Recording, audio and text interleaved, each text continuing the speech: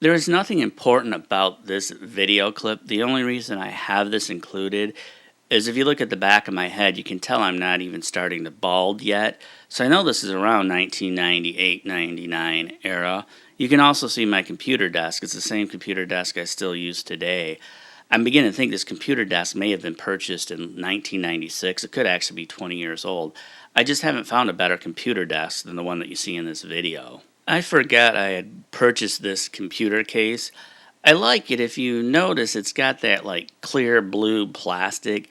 It kind of reminds me of when the Macintosh had like that jelly bean like blue plastic, effect to it as well. There you can see a bunch of my cases. The full tower is actually skinnier than that one mid-tower case. I just want to kind of show there's a big variety between them.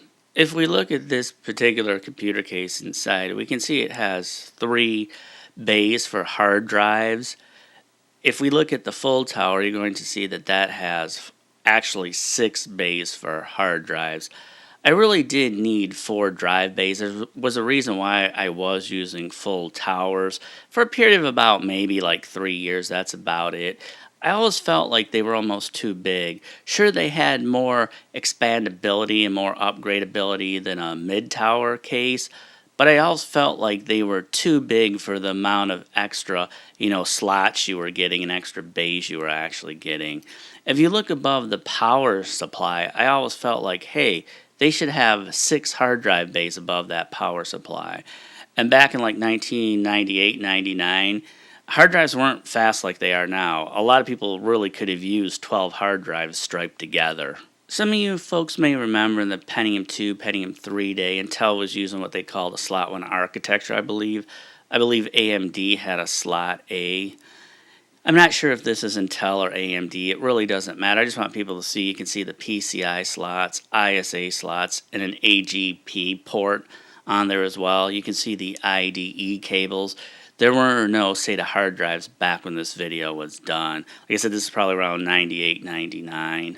Some of you can probably tell this is a hard drive tray for a hot swappable drive bay unit. It's for IDE, obviously. Like I said, they didn't even have the SATA hard drives back, when this video was being shot. Some of you may be able to see my rack mount gear in the corner. I have a Carvin amp rack mounted. You can also see my Layla system. Up above is my audio board.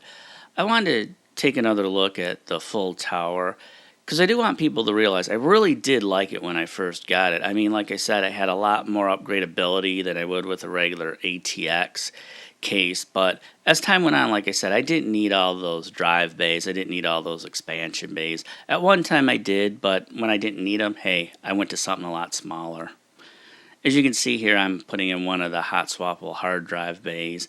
I did have my Canopus Storm. It had like audio and video ports like a little breakout box that went in the expansion bay, which was kind of cool. And then I had my hot swappable hard drive bays. I had my DVD burner.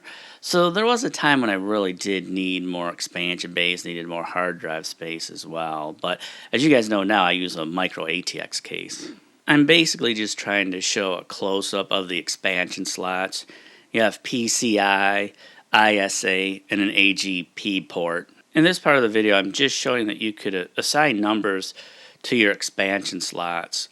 Some video capture cards, like the Canopus Storm, I think it said it needed IRQ 10 or higher. So if you put it in PCI slot 2 or 3, you can make sure the IRQ was set to 10 or higher. I think it was the Matrox RTX 2000 that required you to set your AGP aperture to at least 64. Some RAID controllers need to just set the PCI latency to 64.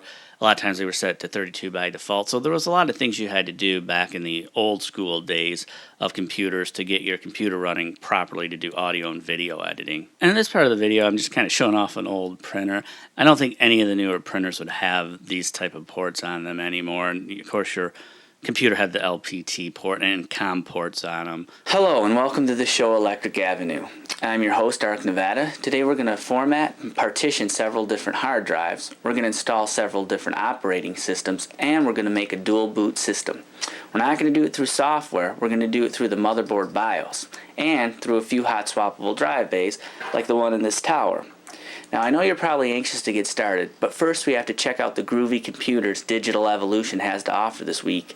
So sit back and relax, and I'll be back in 2 minutes. I'm guessing this was done around 2001, 2002, because I can tell my hair's really starting to thin out. I want to let people know this is long before YouTube even was available. I was trying to put together like a mock computer show that I could maybe pitch to, maybe public access or maybe even, our local like ABC or NBC affiliate. So that's actually what you're seeing here right now. Some people might say it almost looks like the Kenny Everett video show. It looks like really low budget. And I'm just going to actually show a couple other setups that I had from like around 1998 to probably around 2002. Some of you might like the way it's set up. Some people might think it looks horrible, but I just thought I'd kind of show it real quick in this video. As a lot of you know, I now use a little micro ATX computer system. And this is pretty much what my whole like editing suite looks like nowadays. So there is a big difference from what I have today as opposed to what I had, basically back in like 1998, the year 2002. I've gone through a lot of different changes. Although recently, like I said, I keep using the same computer desk over and over again because I really like it. I've got the same audio rack gear that I keep using over and over again because it works. But as you can tell, it's a lot different system than what I once had. As a lot of you can imagine, since the video clips were recorded in standard definition for this video, I'm going to actually render out to standard definition. I can only hope once it gets up on YouTube that the video quality will be at least halfway decent.